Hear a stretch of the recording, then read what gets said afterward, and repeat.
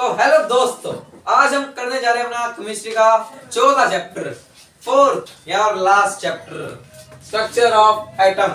हमने जैसे पिछले चैप्टर के अंदर बात की थी एटम के बारे के अंदर, एटम में बात की, हमने आपको बताया था एटम्स के अंदर होते हैं न्यूट्रॉन्स, इलेक्ट्रॉन्स और प्रोटॉन्स। अब ये किस किस ने फाइंड किए, ये सवाल सबसे पहले आपके मन में उठता है, क्यों फाइंड किए, इसलिए फाइंड किए गए ये एटम। हमारा सिलेबस बढ़ गया पर कोई बात नहीं, इनसे हमें बहुत सारी चीजों का पता लग गया। तो हमारी चैप्टर की शुरुआत होती है स्ट्रक्चर ऑफ एटम के साथ ही, कि अब ये जो अपना स्ट्रक्चर ऑफ एटम है ये है क्या, यानी जो अपना एटम का स्ट्रक्चर है वो पहले दिया कैसे गया। तो इसके अंदर जो है हमें पहले तो ब्रीफ के अंदर दिया हुआ है, मतलब उससे हमें पता नहीं लगेगा कि चैप्टर है क्यों कैसे है। और सबसे पहले हमें चैप्टर के अंदर दिया हुआ है Thomson's model of an atom. कौन सा मॉडल? थॉमसन्स।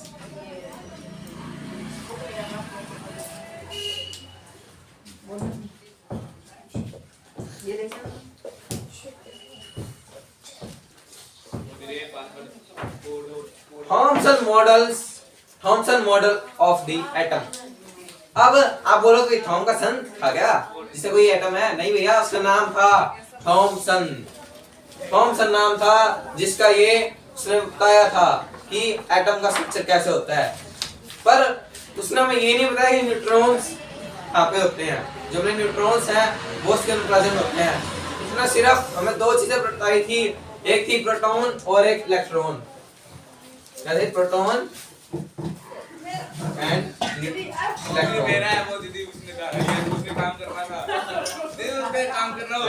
इलेक्ट्रॉन। उसने हमें इन दो चीजों के बारे में बताया था, प्रोटॉन और इलेक्ट्रॉन। पर उसने हमें किस तरह से बताया? क्या उसने सिरे की तरह बताया था, शीरा, और या क्रिसमस पुडिंग की तरह बताया था? हाँ, उसने क्रिसमस पुडिंग की तरह बताया कि ये जो एटम है कैसा होता है। ये ऐसा होता है, गोल स्कोर। बढ़िया बढ़िया यार, गोल स्कोर बढ़िया बढ़िया। ये सब माइनस, ये माइनस, ये माइनस। हमें बताया इलेक्ट्रॉन होता है माइनस का, प्रोटॉन होता है प्लस का। P फॉर पॉजिटिव से याद करना, प्रोटॉन हमेशा प्लस के अंदर होता है। इलेक्ट्रॉन उसने बताया कि जो बाकी का एरिया है ये है ना, ये भैया प्रोटॉन है, और ये माइनस है, ये भैया इलेक्ट्रॉन है। उसने हमें ये बता दिया जिस क्रिसमस पुडिंग के अंदर ये होते हैं काजू बादाम वगैरह होते हैं, उसी तरह ये अपना था Thompson model of an atom. पर उसने हमें इंग्लिश के अंदर क्या बताया, जब एग्जाम में लिखने वाले हैं, उसने वो क्या बताया था उसके बारे में बात कर लेते हैं।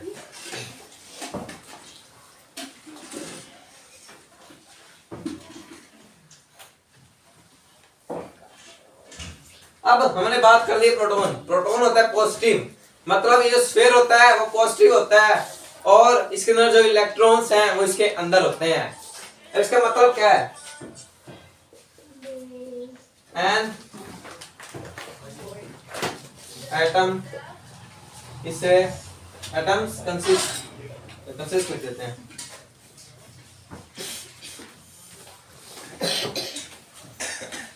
Atom consist of A positively sphere. Positively sphere होता है।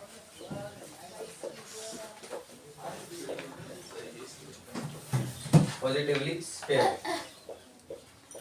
अरे ये स्फीयर क्या होता है? ये नाम सुना सा लग रहा है, सुना नाम भैया।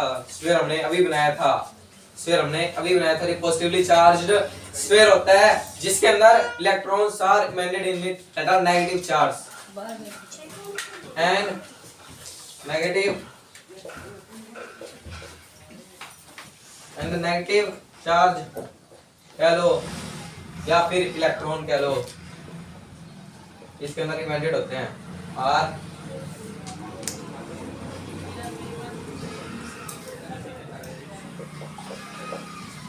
अब उसने हमें ये बता दिया कि इसके अंदर embedded होते हैं इलेक्ट्रॉन्स। हमें बस सेंटेंस में मॉडल्स बना लेते हैं, वो आसान से क्लियर हो जाएगा।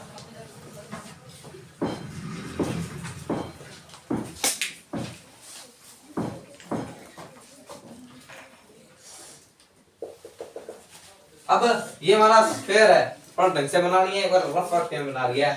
ये हो गया भैया इलेक्ट्रॉन, ये बाइक की भैया होगा पॉजिटिव चार्ज, जिसे हम क्या कह देते हैं? प्रोटॉन कह देते हैं हम। क्या कह देते हैं भैया, प्रोटॉन। प्रोटॉन कह देते हैं जो पॉजिटिवली होता है चार्ज, और नेगेटिव चार्ज क्या होता है, इलेक्ट्रॉन। ये इसके अंदर इमेंटेड हो गया, पर फिर ये एटम होल न्यूट्रल कैसे रह गया। अब उसके लिए हमने इसे इस महीने में दूसरी बात बताई। दूसरी बात क्या बताई,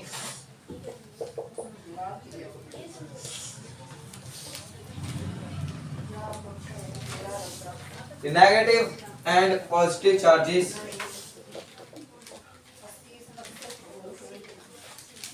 are equal in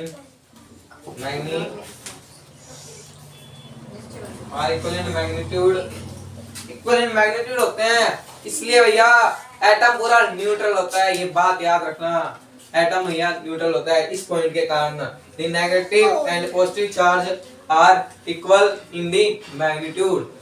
so the atom is all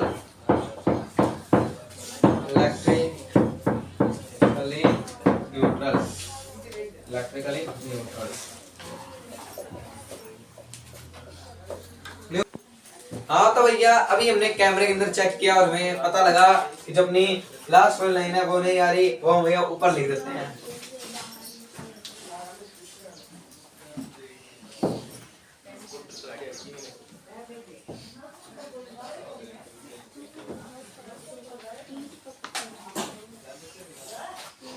तो हमने क्या लिखा था भैया, याद होगा आपको line, so the atom is electrically neutral.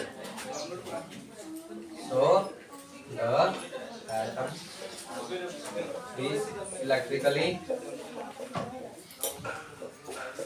Neutral. Electrically neutral, इसी के कारण भैया जो अपना ये एटम है वो इलेक्ट्रिकली न्यूट्रल होता है। अब इसके बाद हमें ये पता है कैसे चला, न्यूट्रॉन कैसे डिस्कवर हुआ, और इसी के साथ हमें पता चल जाता है कि जो थॉमसन मॉडल है भैया वो गलत था। जो थॉमसन मॉडल है ये गलत था, और गलत था तो सही क्या था, इसके आगे क्या हुआ, अब इसके आगे की बात हम आपको बताते हैं।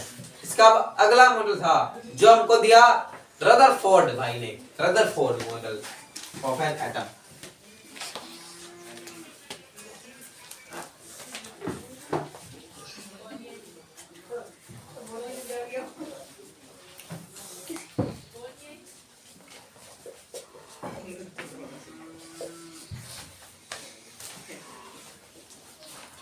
Rutherford model of an atom. अरे भैया अब इस महीने में क्या दिया था, इस महीने में क्या चीज दे दी जिससे हमें पता लग गया न्यूट्रॉन होता है।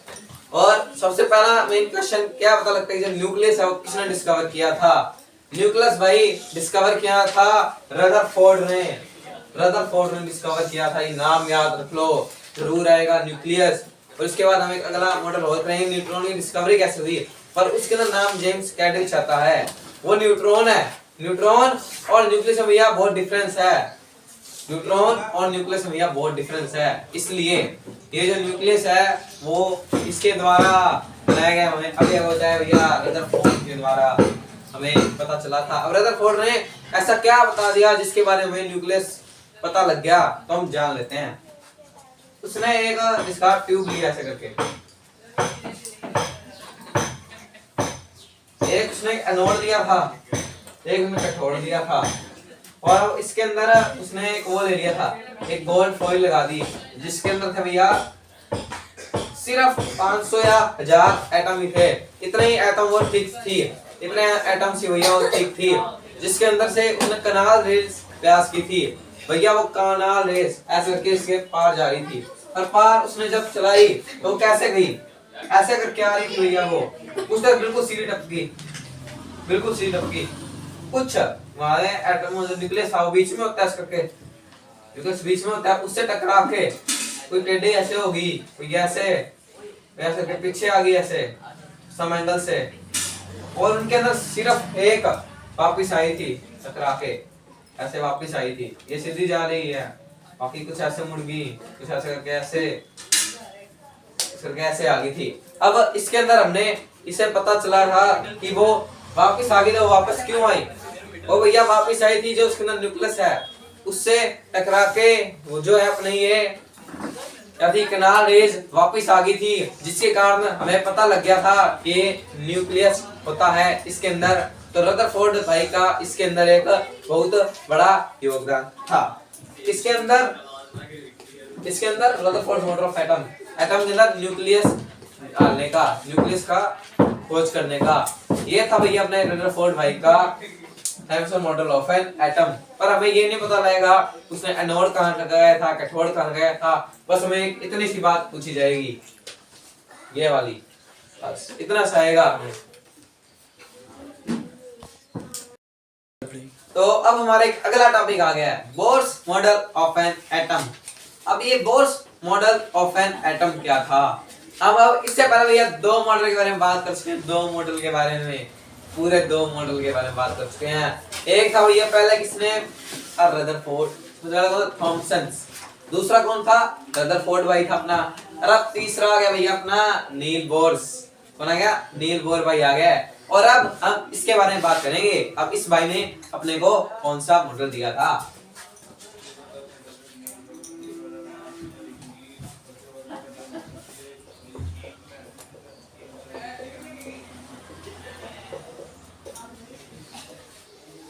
अब इसने हमें क्या बता दिया भैया, जिससे हमें क्या पता लग गया? इसने हमें क्या बता दिया? अब हमने KLMN, ये जो अपने एनर्जी लेवल्स हैं, ये भाई अपने को इसी भाई ने बताए थे, बोर मॉडल कहा जाता है इसको। अब इसके अंदर अपनी क्या बात हुई थी जिसने इसके भाई ने हमें बताई थी? तो इस भाई ने हमें सबसे पहली बात बताई थी, only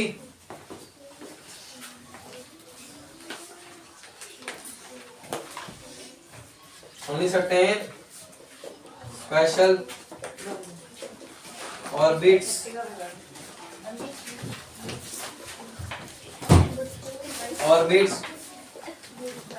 known as discrete orbits of electrons are allowed inside the atom.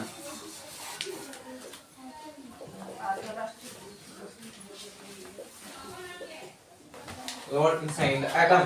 इस भाई ने हमें ये पहली बात बता दी, इस भाई ने अपने को पहली बात बता दी। पहली बात क्या बता दी? Only certain special orbits known as discrete orbits of electrons are allowed inside the atom। मतलब जब में एटम होता है, एटम होने होता है गोल चकोर होता है, ऐसे गोल चकोर हो गया, जो ये हो गया अपना न्यूक्लियस हो गया, नॉट न्यूट्रॉन, न्यूट्रॉन नहीं होता भैया, ये न्यूक्लियस होता है। अब उसने हमें डिस्क्रीट ऑर्बिट्स बता दी। डिस्क्रीट ऑर्बिट्स कैसी थी? ऐसी थी, ऐसी गोल गोल, 1 2 3 4, ये ऐसे बन गया। एक बार ऐसे ही होता है। अब ये KLMN होते हैं, क्या हो जाते हैं भैया? KLMN, जो ये वाली होती है इसे आप K कह देते हैं, इसको L, इसको M और इसको N कह देते हैं। ये होती है भैया अपनी डिस्क्रीट ऑर्बिट्स, और इन्हें एनर्जी लेवल भी कहा जाता है, इन्हें शेल भी कहा जाता है।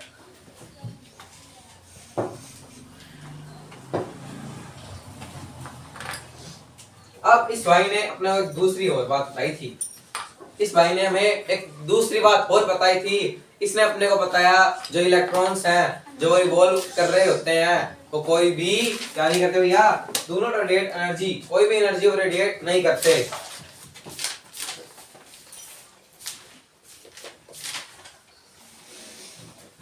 while revolving in discrete orbits, electrons do not radiate energy। Electrons do not radiate energy, मतलब जब इलेक्ट्रॉन्स घूम रहे होते हैं तब वो कोई भी एनर्जी नहीं निकालते, कोई भी एनर्जी नहीं बनाते। ये थे भैया इसका एक दूसरा पॉइंट। और अब ये जब हमने एनर्जी लेवल के बारे में बात कर ली है, अब ये होते क्या है, ये डिस्क्रीट ऑर्बिट्स।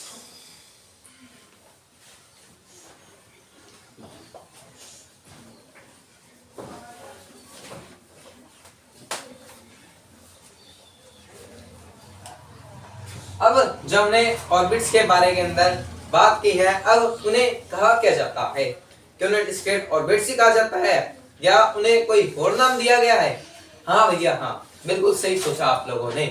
जी हाँ, उन्हें और कोई नाम दिया गया है। अब उन्हें क्या नाम दिया गया है?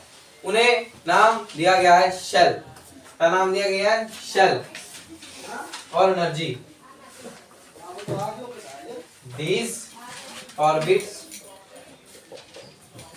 or shells are called energy levels। Energy levels हमने आपको बता दिया, इन्हें शेल भी कहा जाता है।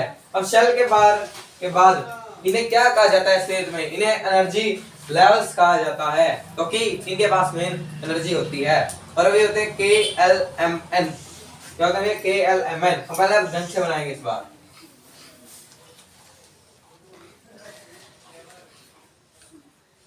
ये अपना न्यूक्लियस भाई हो गया, न्यूक्लियस।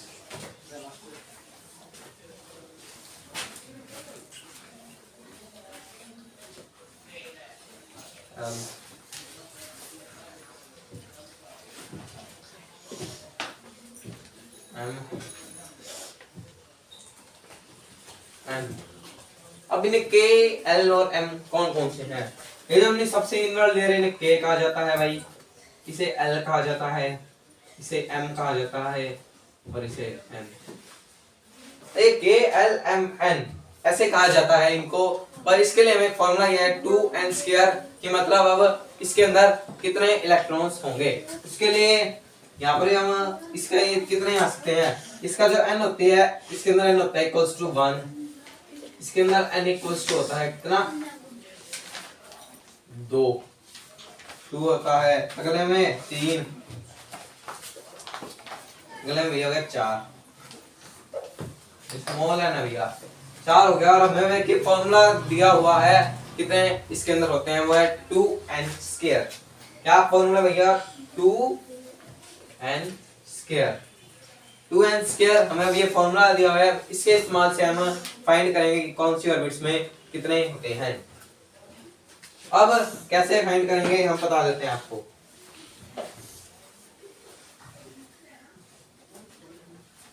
ये बहुत ही आसान सा काम है, बस थोड़े मैथ का इस्तेमाल करना है। 2n² फॉर्मूला है, हमें k के अंदर n कितने वैल्यू दी है 1 पुट कर दो भैया। 2 × 1 का स्क्वायर 1 होता है, 2 × 1 2, मतलब इसके अंदर कितने आ सकते हैं भैया? 2 आ सकते हैं। इसके अंदर अब इसके गला आ गया, ये n के बाद 2 पुट कर दो, 2 × 4, 2 का स्क्वायर 4 होता है, यहाँ पे 8 आ गया। ये आ गया भैया 3, 2 × 3 का स्क्वायर 9, इसमें 10 आ गया। 2 × 4 का स्क्वायर, 4 का स्क्वायर होता है 16, फिर आ गया भैया 32 आंसर। इतने तरह भैया अब इसके अंदर इलेक्ट्रॉन्स आए जा सकते हैं। और अब बस इतना ही था अपना ये Niels Bohr's model. Niels Bohr of the model of an atom के बारे में हम बात कर चुके हैं। Niels Bohr of an atom की हम बात कर चुके हैं। अब इसके बाद अपना अगला टॉपिक आ जाता है न्यूट्रॉन। मैं आ गया।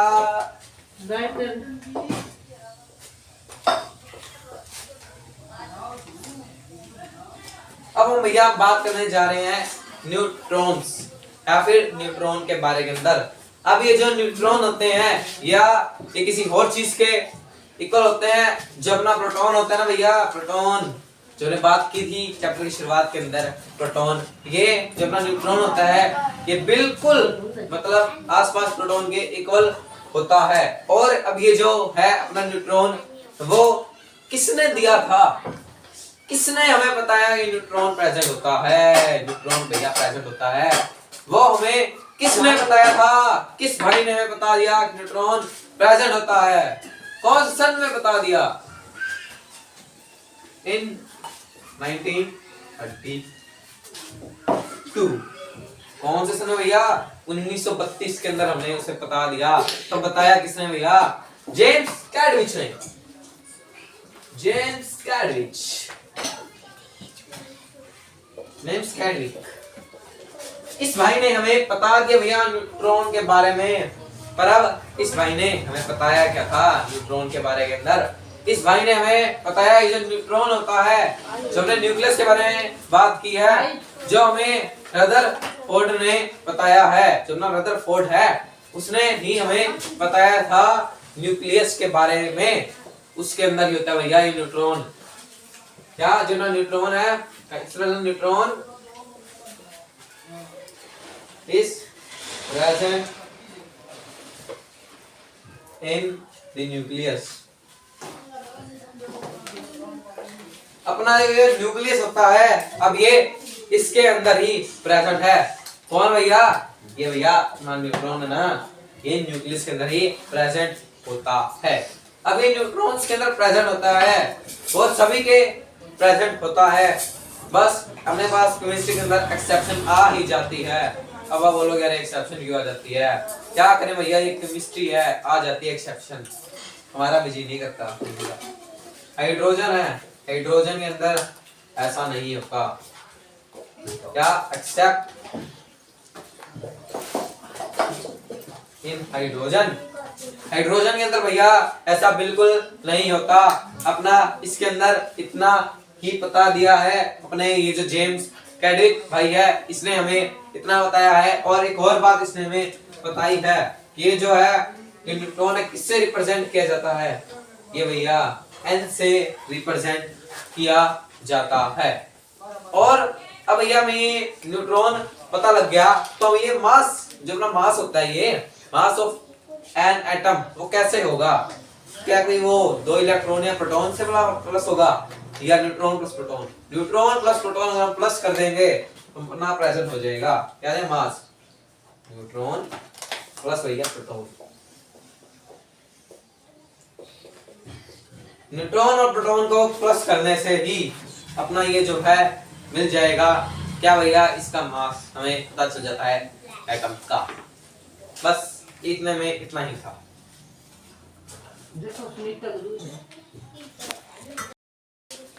अब हम अपने अगले टॉपिक के अंदर बढ़ चुके हैं।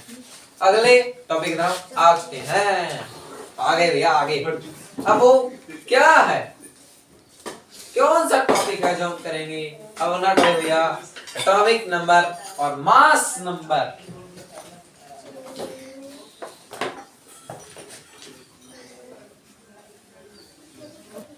पर हम पहले एटॉमिक नंबर के अंदर बात कर लेते हैं। अब ये एटॉमिक नंबर हमने इसका पूरा चार्ट बना रखा है, पूरा के बहुत सारे हैं, कुछ 118 एलिमेंट्स हैं जिसका हमें पता लगता है। पर ये जो अपना एटॉमिक नंबर है किसके इक्वल होता है? किसके इक्वल होता है? आप सबको पता होगा आंसर। 10 सेकंड के अंदर आंसर दीजिए अभी हमें कमेंट के अंदर। 10 9 8 7 6 5 4 3 2 1 टाइम अप। और आपको पता लग चुका होगा इसका आंसर भैया proton. Proton proton number of proton जितने प्रेजेंट होते हैं भैया वही होता है अपना एटॉमिक नंबर। एटॉमिक नंबर भैया इतना छोटा सा टॉपिक था। अब ना अगला क्या भैया मास नंबर। लो मैं आ गया।